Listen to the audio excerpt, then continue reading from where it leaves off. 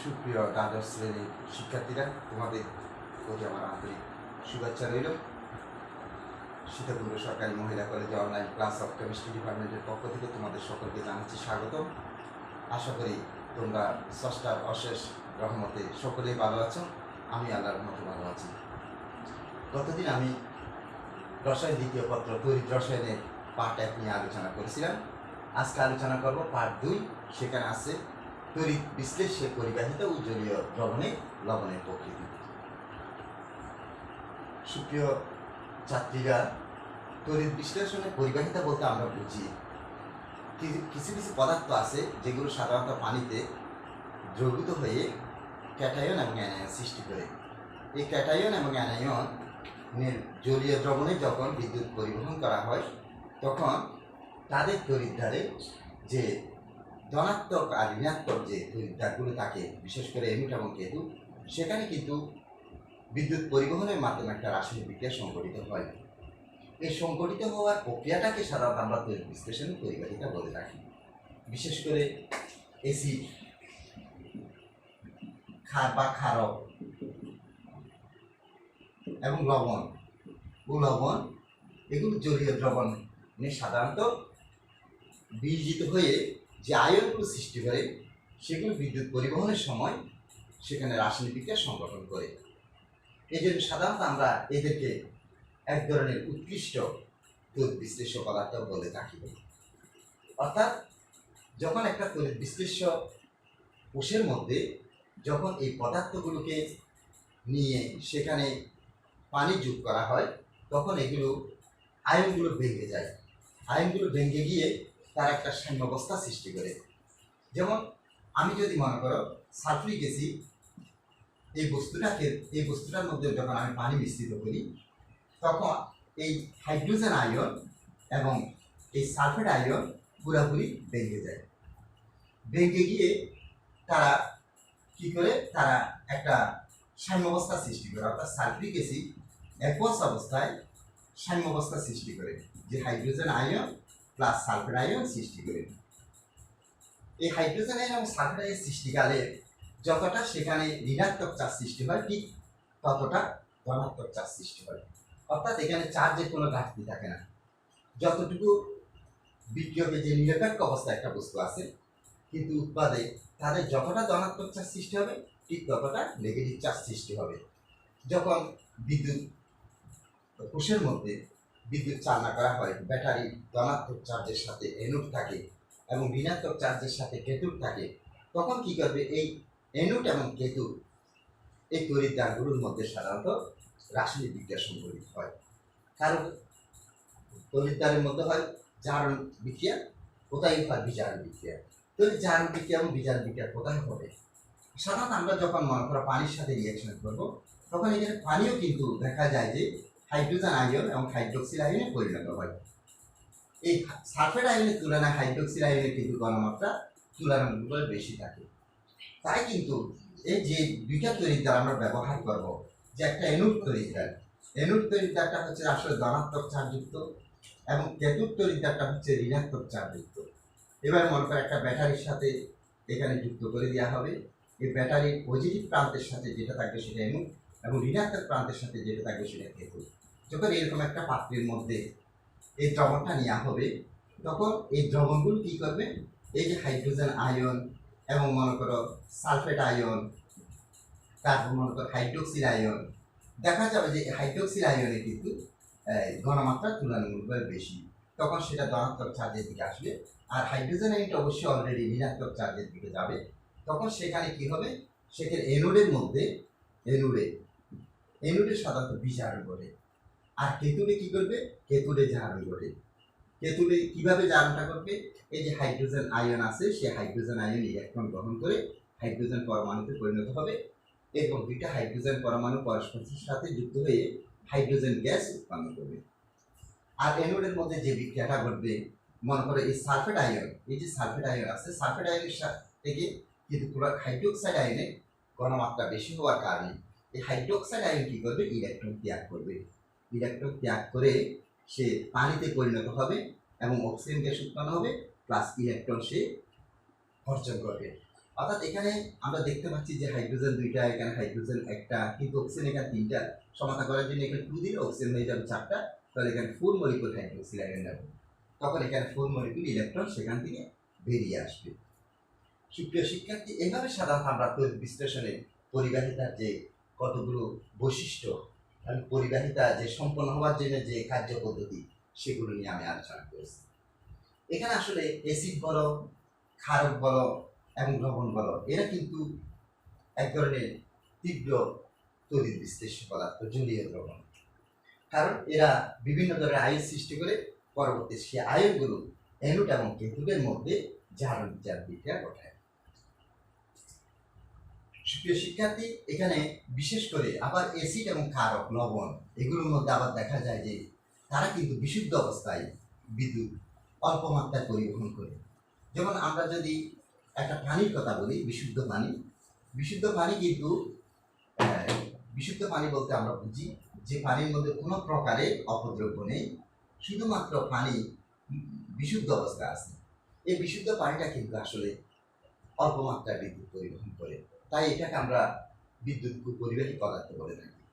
তার প্রধান কারণ হচ্ছে যে এখানে কিন্তু যে হাইড্রোজেন আয়ন এবং হাইড্রোক্সিল আয়ন যে উৎপন্ন হওয়ার কথা, পারমাণবিক স্তরে সে পোলার বস্তু হিসাবে থাকে, অর্থাৎ তার প্রান্ত দিয়ে আংশিক ধনাত্মক এবং আংশিক ঋণাত্মক চার্জ থাকে। এই আংশিক ধনাত্মক আর ঋণাত্মক চার্জ থাকার কারণে সে কিন্তু পুরোপুরি আয়নিত হয় না। কিন্তু যখন এই বিশুদ্ধ পানির মধ্যে যখন সামান্য পরিমাণ 1 ফোঁটা বা 2 ফোঁটা অ্যাসিড যোগ করা হবে, তখন সেটা সরাসরি আয়নিত হবে, অর্থাৎ হাইড্রোজেন আয়ন এবং ক্লোরাইড আয়ন উৎপন্ন হবে। আবার কোনো কোনো সময় দেখা যায় যে বিশুদ্ধ হাইড্রোক্লোরিক অ্যাসিড কিন্তু অল্প মাত্রায় বিদ্যুৎ পরিবাহী, কিন্তু এই বিশুদ্ধ হাইড্রোক্লোরিক অ্যাসিডের মধ্যে যখন পানি যোগ করা হয়, তখন সেখানে hydronium ion plus chloride ion উৎপন্ন হয়। এই যখন জলীয় দ্রবণে হাইড্রোক্লোরিক অ্যাসিডকে নেওয়া হবে, তখন এটা একটা তীব্র তড়িৎ বিশ্লেষ্য পদার্থ হিসেবে কাজ করে। তীব্র তড়িৎ বিশ্লেষ্য পদার্থ হিসাবে কাজ করে। এখন অনেক সময় প্রশ্ন আসে যে জলীয় দ্রবণে হাইড্রোক্লোরিক অ্যাসিড তীব্র তড়িৎ বিশ্লেষ্য পদার্থ কেন?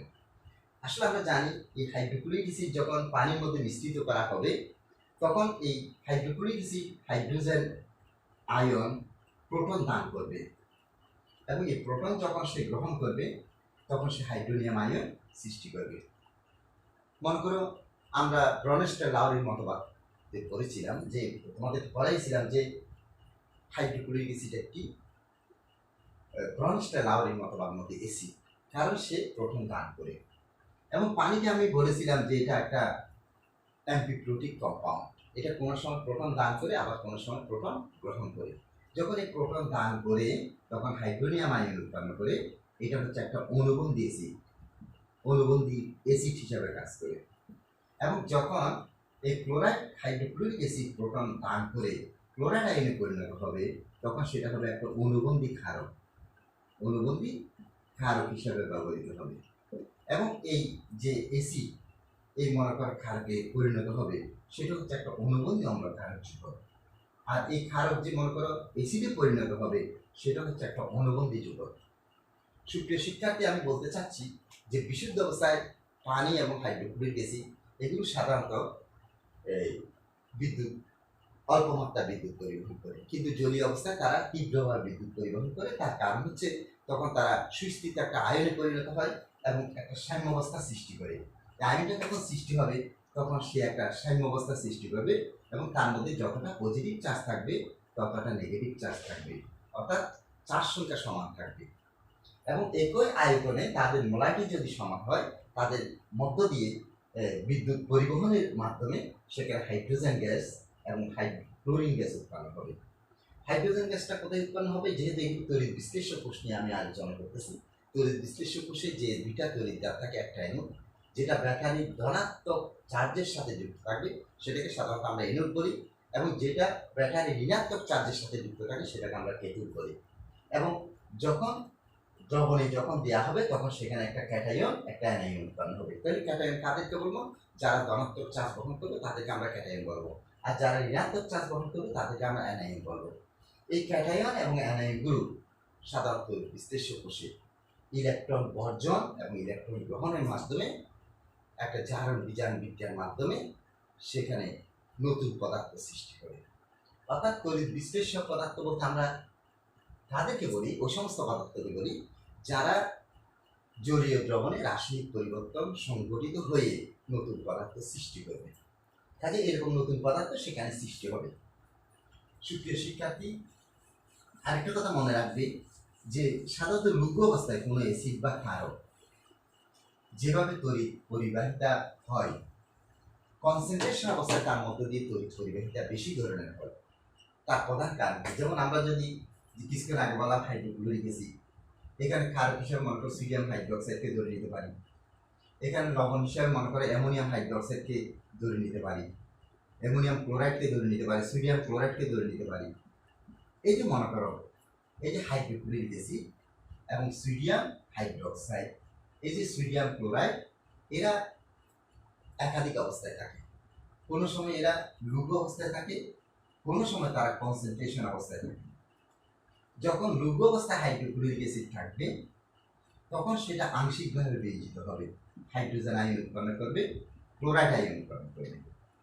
যখন কনসেন্ট্রেশন অবস্থায় থাকবে হাইড্রোক্লোরিক অ্যাসিড তখন এটি সম্পূর্ণরূপে বিয়োজিত হয়ে হাইড্রোজেন আয়ন আর ক্লোরাইড আয়ন উৎপন্ন করবে। ঠিক একইভাবে আমরা যদি সোডিয়াম হাইড্রোক্সাইডকে যদি লঘু অবস্থায় ধরি, যে লঘু সোডিয়াম হাইড্রোক্সাইড, এটিও কিন্তু দেখবে আসলে এটা আংশিকভাবে বিয়োজিত হয়ে sodium ion plus hydroxide ion উৎপন্ন করে। আর যখন কনসেন্ট্রেশন অবস্থায় আমরা নেব সোডিয়াম হাইড্রোক্সাইডকে তখন সেটা সম্পূর্ণরূপে বিয়োজিত হয়ে সোডিয়াম আয়ন আর হাইড্রোক্সাইড আয়ন উৎপন্ন করে। এটা আংশিকভাবে বিয়োজিত হওয়ার কারণেই এটার মধ্য দিয়ে বিদ্যুৎ পরিবাহিতা তুলনামূলকভাবে কম হয়। আর যেটা সম্পূর্ণভাবে বিয়োজিত হয়, আয়ন সৃষ্টি করে, তার মধ্য দিয়ে কিন্তু বিদ্যুৎ প্রবাহিতা বেশি হয় এবং সেখানে দ্রুত গতিতে হাইড্রোজেন গ্যাস এবং ক্লোরিন গ্যাস উৎপন্ন হবে। ঠিক অনুরূপভাবে একইভাবে আমরা যদি এটাও ব্যাখ্যা করি যে লঘু অবস্থায় সোডিয়াম ধাতু পরিণত হতে যথেষ্ট সময় লাগবে, হাইড্রোক্সাইড আয়ন থেকে যে পানি এবং অক্সিজেন গ্যাস উৎপন্ন হতেও যথেষ্ট পরিমাণ সময় লাগবে। কিন্তু কনসেন্ট্রেশন অবস্থায় যখন সোডিয়াম হাইড্রোক্সাইড দ্রবণের মধ্য দিয়ে যখন বিদ্যুৎ প্রবাহিত করা হয় তখন কিন্তু সোডিয়াম আয়ন খুব দ্রুত গতিতে ইলেকট্রন গ্রহণ করে সোডিয়াম ধাতুতে পরিণত হয় এবং হাইড্রোক্সাইড আয়ন দ্রুত গতিতে ইলেকট্রন ত্যাগ করে পানি এবং অক্সিজেন গ্যাস উৎপন্ন করে। সুপ্রিয় শিক্ষার্থী, একইভাবে আমি সোডিয়াম ক্লোরাইডের ব্যাখ্যা দিতে পারি। এখানে আমাদের একটা কথা মনে রাখা দরকার, আরেকটা কথা মনে রাখা দরকার যে আসলে এই যে হাইড্রোক্লোরিক অ্যাসিড একটা তীব্র অ্যাসিড, সোডিয়াম হাইড্রোক্সাইড একটা তীব্র ক্ষার, সোডিয়াম ক্লোরাইড একটা মনে করো সম্পূর্ণভাবে বিয়োজিত হয় এই ধরনের একটি লবণ। যদি আসলে এই যে আমরা এই লঘু অবস্থায় বললাম, কনসেন্ট্রেশন অবস্থায় বললাম, আবার একই রকম ভাবে আমরা দুর্বল অ্যাসিড এবং সবল অ্যাসিডের মধ্যেও এই বিশ্লেষ্য পরিবাহিতা সম্পর্কে ব্যাখ্যা দিতে পারি। যেমন মনে করো একটা তীব্র অ্যাসিড যেমন হাইড্রোক্লোরিক অ্যাসিড, একটা তীব্র অ্যাসিড যেমন কার্বনিক অ্যাসিড, একটি দুর্বল অ্যাসিড। এই তীব্র অ্যাসিডটা কিন্তু কনসেন্ট্রেশনটা হোক কিংবা ডাইরেক্ট হোক, এটা যে দ্রুতভাবে বিয়োজিত হবে, ঠিক অনুরূপভাবে কিন্তু কার্বনিক অ্যাসিড কনসেন্ট্রেশন হোক বা ডাইরেক্ট হোক, যেভাবে হোক না কেন, এটা কিন্তু দুর্বল অ্যাসিড হওয়ার কারণে এটা সম্পূর্ণরূপে বিয়োজিত হতে পারে না। এটা আংশিকভাবে বিয়োজিত হয়ে সেখানে হাইড্রোজেন আয়ন এবং কার্বনেট আয়ন উৎপন্ন করে। আবার এখানে হাইড্রোক্লোরিক অ্যাসিড একটা যেহেতু তীব্র অ্যাসিড, এটা সম্পূর্ণরূপে বিয়োজিত হয়ে হাইড্রোজেন আয়ন এবং ক্লোরাইড আয়ন উৎপন্ন করে। সুপ্রিয় শিক্ষার্থী, এই যে হাইড্রোক্লোরিক অ্যাসিড সম্পূর্ণরূপে বিয়োজিত হওয়ার কারণে এই অ্যাসিডের জলীয় দ্রবণের মধ্য দিয়ে বিদ্যুৎ পরিবাহিতা বেশি ঘটে, কিন্তু এটা দুর্বল অ্যাসিড হওয়ার কারণে এর মধ্য দিয়ে বিদ্যুৎ পরিবহনটা দুর্বল গতিতে ঘটে। ঠিক অনুরূপভাবে আমরা যদি সোডিয়াম হাইড্রোক্সাইডের কথা বলি, সোডিয়াম হাইড্রোক্সাইড তোমরা জানো যে একটা তীব্র ক্ষার। অনুরূপভাবে অ্যামোনিয়াম হাইড্রোক্সাইড হচ্ছে একটি দুর্বল ক্ষার। একই মোলারিটি মনে করে 0.1 molar sodium hydroxide, 0.1 molar ammonium hydroxide. তোমাকে যদি বলা হয় এই দুইটা দ্রবণের মধ্য দিয়ে যদি পৃথক পৃথকভাবে দুইটা তৈরি কোষের মধ্যে নিয়ে যদি বিদ্যুৎ পরিবহন করি, বিদ্যুৎ চালনা করি, কোনটার মধ্য দিয়ে বিদ্যুৎ পরিবাহিতা বেশি হবে? তুমি বলবে যে সোডিয়াম হাইড্রোক্সাইডে 1.1 মোলার অর্থাৎ ডেসিমোলার সোডিয়াম হাইড্রোক্সাইডের মধ্যে যখন আমি তড়িৎ বিশ্লেষ্য পদার্থ, এটা একটা তীব্র তড়িৎ বিশ্লেষ্য পদার্থ হওয়ায় এর মধ্য দিয়ে বিদ্যুৎ দ্রুত গতিতে ঘটবে এবং বিদ্যুতের পরিবাহিতা তুলনামূলকভাবে বেশি হবে। আর এটা দুর্বল ক্ষারক হওয়ার কারণে এটা একই মোলারিটির, অর্থাৎ তারা একই মোলারিটি হওয়ার সত্ত্বেও কিন্তু তাদের মধ্য দিয়ে, এটার মধ্য দিয়ে যে পরিমাণে বিদ্যুৎ প্রবাহিত হবে, এর অ্যামোনিয়াম হাইড্রোক্সাইডের মধ্য দিয়ে সে পরিমাণে বিদ্যুৎ প্রবাহিত হবে না। তার প্রধান কারণ হচ্ছে যে সোডিয়াম হাইড্রোক্সাইড হচ্ছে একটা তীব্র ক্ষার, এটা সম্পূর্ণরূপে বিয়োজিত হয়ে সোডিয়াম আয়ন এবং হাইড্রোক্সাইড আয়ন উৎপন্ন করে, কিন্তু এই অ্যামোনিয়াম হাইড্রোক্সাইড একটা দুর্বল ক্ষারক হওয়ার কারণে এটা আংশিকভাবে বিয়োজিত হয়ে অ্যামোনিয়াম আয়ন এবং হাইড্রোক্সাইড আয়ন উৎপন্ন করে। এটা আংশিকভাবে বিয়োজিত হওয়ার কারণে এটার মধ্য দিয়ে বিদ্যুৎ পরিবাহিতা কম হয়, এটা সম্পূর্ণরূপে বিয়োজিত হওয়ার কারণে এর মধ্য দিয়ে বিদ্যুৎ বেশি পরিমাণে প্রবাহিত হয় এবং বেশি পরিমাণে প্রবাহিত হওয়ার কারণে এখানে খুব অল্প সময়ের মধ্যে সোডিয়াম আয়নটি ক্যাথোডের মধ্যে সোডিয়াম ধাতু হিসেবে জমা হবে এবং হাইড্রোক্সাইড আয়নটি অ্যানোডে সেখানে অক্সিজেন গ্যাস উৎপন্ন করবে আর পানি দ্রবণে থাকবে। সুপ্রিয় শিক্ষার্থী, এগুলো ছিল আমার তড়িৎ বিশ্লেষ্য পরিবাহিতা সম্পর্কে আলোচনা। এখানে মনে করো লঘু সোডিয়াম হাইড্রোক্সাইড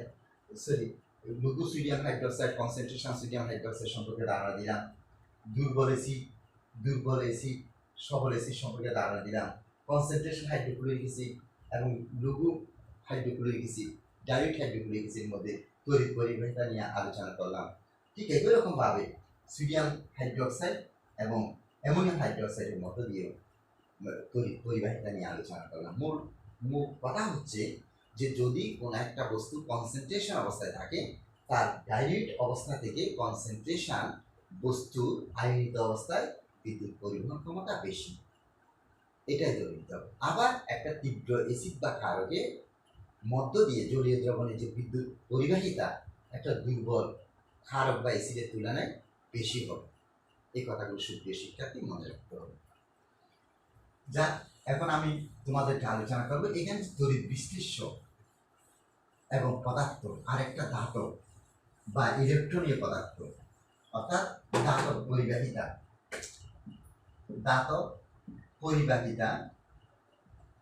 পরিবাহিতা এবং তড়িৎ বিশ্লেষ্য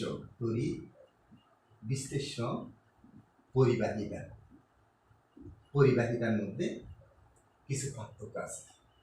আসলে ধাতব পরিবাহিতা সাধারণত সংঘটিত হয় ইলেকট্রন প্রবাহের মাধ্যমে, ধাতব পরিবাহিতা সম্পন্ন হয়। আর আয়ন পরিবহনের মাধ্যমে, আয়ন প্রবাহের মাধ্যমে তড়িৎ বিশ্লেষ্য সংঘটিত হয়।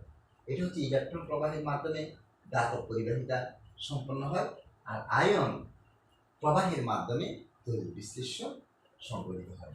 আর ধাতব পরিবাহী হচ্ছে এক ধরনের ভৌত পরিবর্তন, সেখানে কখনো রাসায়নিক পরিবর্তন ঘটে না। আর তড়িৎ বিশ্লেষ্য পরিবাহিতার মধ্য দিয়ে রাসায়নিক পরিবর্তন ঘটে এবং নতুন পদার্থ সৃষ্টি হয়। আর ধাতব পরিবাহিতা, বিশেষ করে ধাতব পদার্থকে যখন উত্তপ্ত করা হয় সেখানে রোধ বৃদ্ধি পায়, কিন্তু তার পরিবাহিতা হ্রাস পায়, অর্থাৎ বিদ্যুৎ পরিবহনটা হ্রাস পায়। আমরা যদি একটা লোহাকে যদি উত্তপ্ত করি, সেই লোহার রোধ বৃদ্ধি পাবে, কিন্তু তার মধ্য দিয়ে বিদ্যুৎ পরিবহনটা হ্রাস পাবে। কিন্তু তড়িৎ বিশ্লেষ্য পদার্থের মধ্যে সাধারণত তাপমাত্রা বৃদ্ধির সাথে সাথে রোধ হ্রাস পাবে, কিন্তু বিদ্যুৎ পরিবহনের ক্ষমতা বৃদ্ধি পাবে। এটা কঠিন পদার্থের বা তরল পদার্থ যেমন মার্কারি, গ্যালিয়াম, এই সমস্ত ধাতুর মধ্য দিয়ে বিদ্যুৎ প্রবাহিত হয়।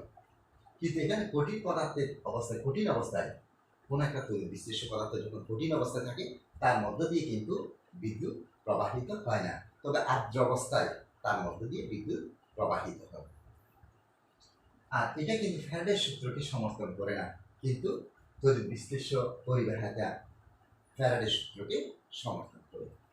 আর এখানে যেদিকে সাধারণত বিশেষ করে ধনাত্মক চার্জ থাকবে তার বিপরীত দিকে যেদিকে ইলেকট্রন থাকবে তার বিপরীত দিকে বিদ্যুৎ প্রবাহিত হবে।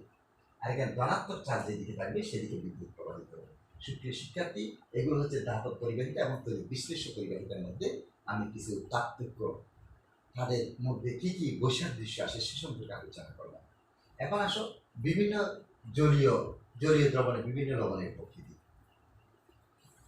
সুপ্রিয় শিক্ষার্থী, এখানে কিছু লবণ আছে। মনে করো একটা লবণ হচ্ছে দেখালাম যে সোডিয়াম ক্লোরাইড, একটা লবণ বলবো মনে করো কপার সালফেট, একটা লবণ দিলাম মনে করো লবণ দিলাম, আর একটা লবণ মনে করো সোডিয়াম কার্বনেট। অনেক সময় পরীক্ষার প্রশ্ন আসতে পারে যে সোডিয়াম ক্লোরাইডের জলীয় দ্রবণের প্রকৃতি কীরকম। তুমি বলবে সোডিয়াম ক্লোরাইড সাধারণত পানির সাথে রিয়েকশন করে সেখানে কি উৎপন্ন করে? Sodium ion plus chloride ion উৎপন্ন করে। এবং এই সোডিয়াম আয়নের চতুর্পার্শ্বে পানির মলিকুল উপস্থিত থাকে। ঠিক ক্লোরাইড আয়নের চতুর্দিকে পানির মলিকুল ঘুরতে থাকে। এবং এই সোডিয়াম আয়নের চতুর্দিকে যে পানির মলিকুলগুলো ঘুরবে সেখানে অক্সিজেনটা যে ঋণাত্মক চার্জযুক্ত পানির মধ্যে, এই ঋণাত্মক চার্জযুক্ত অক্সিজেনটা সোডিয়ামের দিকে মুখ করে ঘুরবে। আর এখানে ক্লোরাইড আয়ন যেহেতু ঋণাত্মক চার্জযুক্ত, তাই এখানে পানির যে হাইড্রোজেন আয়নটা পজিটিভ চার্জযুক্ত, এই হাইড্রোজেন আয়নটা কিন্তু ক্লোরাইড আয়নের দিকে মুখ করে ঘুরতে থাকবে। কাজেই একে সাধারণত আমরা নিরপেক্ষ পদার্থ হিসেবে বিবেচনা করে থাকি। এর জলীয় দ্রবণের প্রকৃতি হচ্ছে নিরপেক্ষ। অর্থাৎ নিরপেক্ষ কি? সোডিয়াম ক্লোরাইডের জলীয় দ্রবণের প্রকৃতি। সোডিয়াম ক্লোরাইডের জলীয় দ্রবণের প্রকৃতিটা হবে নিরপেক্ষ, কারণ সেখানে যতটুকু পজিটিভ চার্জ ঠিক ততটুকু নেগেটিভ চার্জ উৎপন্ন হবে ঠিক, কিন্তু সেখানে নতুনভাবে কোনো পদার্থ সৃষ্টি হওয়ার কোনো সম্ভাবনা নেই। শুধুমাত্র সোডিয়াম ধাতু এবং ক্লোরিন গ্যাস উৎপন্ন হবে।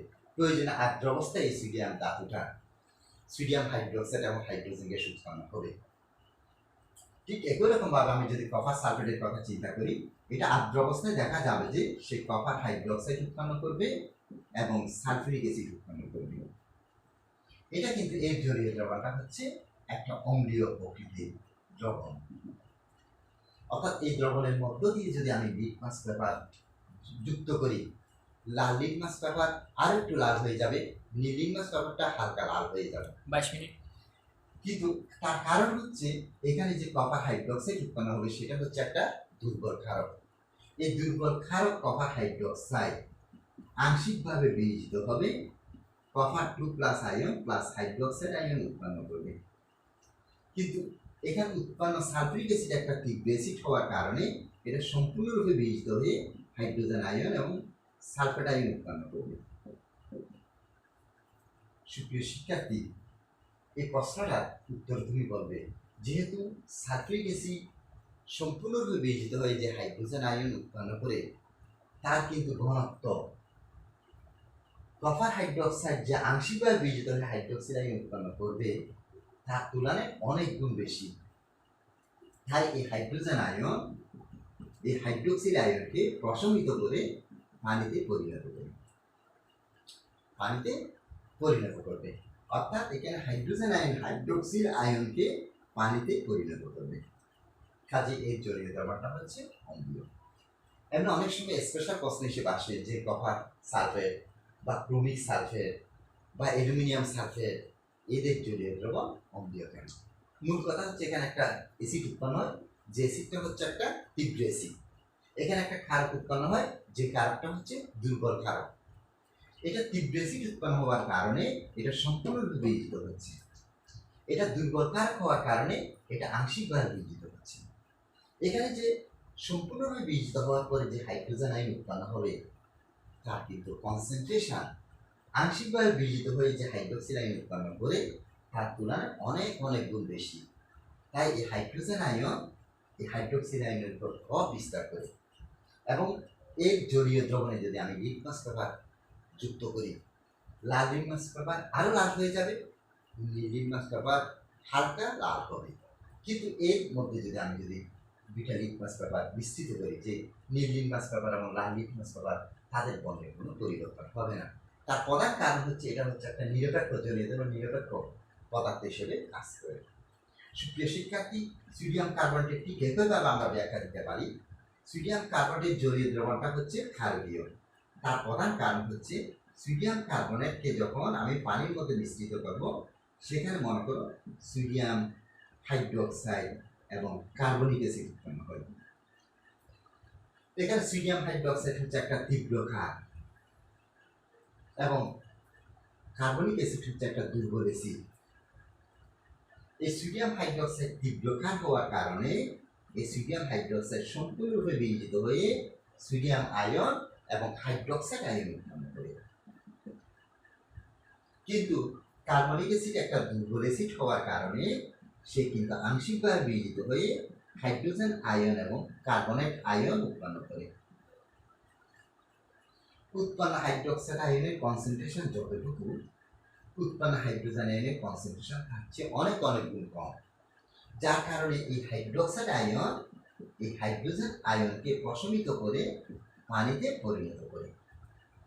তাই সোডিয়াম কার্বনেটের জলীয় দ্রবণটা হচ্ছে ক্ষারকীয়। সুপ্রিয় শিক্ষার্থী, সোডিয়াম কার্বনেটের জলীয় দ্রবণ ক্ষারকীয় হওয়ার প্রধান কারণ হচ্ছে এখানে যে ক্ষারকটা উৎপন্ন হচ্ছে এটা হচ্ছে তীব্র ক্ষার এবং যে অ্যাসিডটা উৎপন্ন হচ্ছে সেটা হচ্ছে একটা দুর্বল অ্যাসিড। আর কপার সালফেটের জলীয় দ্রবণ অম্লীয় হওয়ার মূল কারণ হচ্ছে এখানে যে অ্যাসিডটি উৎপন্ন হচ্ছে একটা হচ্ছে তীব্র অ্যাসিড এবং যে ক্ষারকটা উৎপন্ন হচ্ছে সেটা হচ্ছে একটা দুর্বল ক্ষারক। দুর্বল ক্ষারক থেকে দুর্বল হাইড্রোক্সিল আয়ন উৎপন্ন হয়, তীব্র অ্যাসিড থেকে তীব্র হাইড্রোজেন আয়ন উৎপন্ন হয়।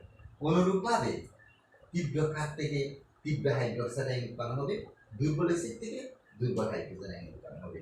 অর্থাৎ তীব্র হাইড্রোক্সিল আয়ন উৎপন্ন হওয়া মানে সেখানে হাইড্রোক্সিল আয়নের ঘনত্ব তুলনামূলকভাবে বেশি থাকে এই হাইড্রোজেন আয়নের তুলনায়। তাই এর জলীয় দ্রবণটাকে আমরা ক্ষারীয় বলে থাকি আর এর জলীয় দ্রবণটাকে আমরা অম্লীয় বলে থাকি এবং এর জলীয় দ্রবণকে আমরা নিরপেক্ষ বলে থাকি।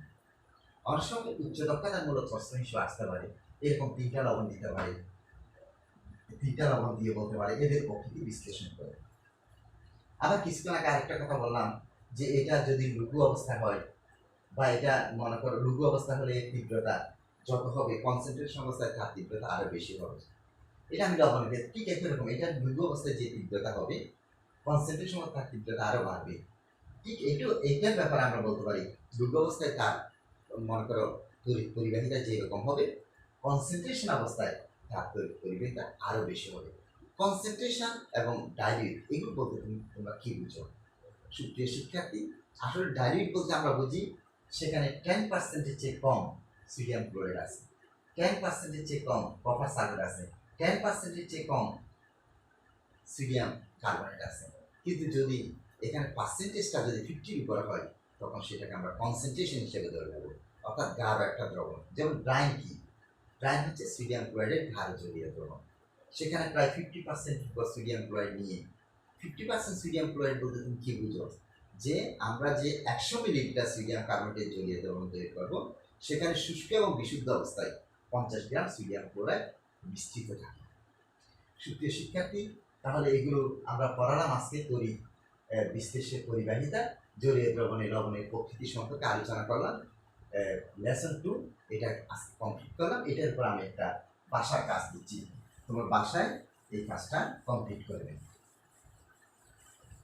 সুপ্রিয় শিক্ষার্থী, বাসার কাজটা হচ্ছে দেখো একটু উদ্দীপক দিচ্ছি যে ভাষার কাজ আজকে তোমাদের সাথে আমার অনলাইন ক্লাস হচ্ছে 39তম অনলাইন ক্লাস। কাজে ভাষার কাছে উদ্দীপক নাম্বার হচ্ছে 39, উদ্দীপক হচ্ছে 39 নম্বর উদ্দীপক। এখানে আমি তিনটা পদার্থ দিচ্ছি, একটা হচ্ছে যে সোডিয়াম ক্লোরাইড, আরেকটা হচ্ছে যে কপার সালফেট, আরেকটা হচ্ছে যে মনে করো সোডিয়াম কার্বনেট। এই তিনটা পদার্থ এখানে দিলাম। আমি প্রশ্ন হিসেবে প্রথম প্রশ্নটা দিচ্ছি, তীব্র তড়িৎ বিশ্লেষ্য পদার্থ কি? তীব্র তড়িৎ বিশ্লেষ্য পদার্থ কি? খ দিয়ে দিচ্ছি যে হাইড্রোক্লোরিক অ্যাসিড জলীয় দ্রবণে, হাইড্রোক্লোরিক অ্যাসিড হাইড্রোক্লোরিক অ্যাসিড জলীয় জলীয় দ্রবণে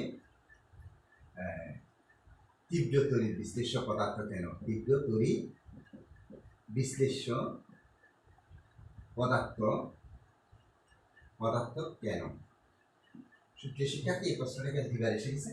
এখানে দিব তড়িৎ বিশ্লেষ্য পরিবাহিতা কি, এটা দিই তড়িৎ বিশ্লেষ্য পরিবাহিতা কি। গ দিয়ে দিচ্ছি উদ্দীপকে 1 নং পদার্থটি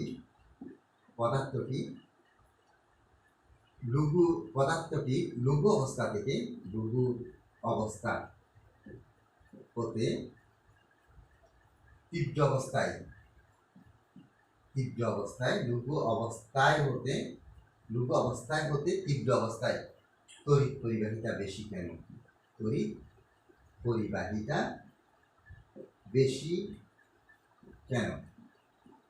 বেশি ব্যাখ্যা করো। গ দিয়ে দিচ্ছি উদ্দীপকে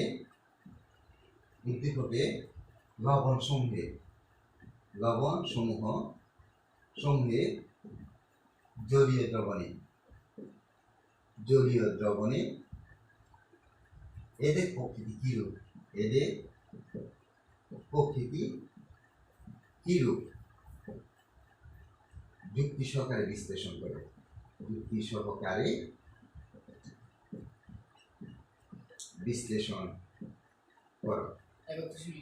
সুপ্রিয় শিক্ষার্থী, তড়িৎ বিশ্লেষ্য পরিবাহিতা কি? 1 নম্বর।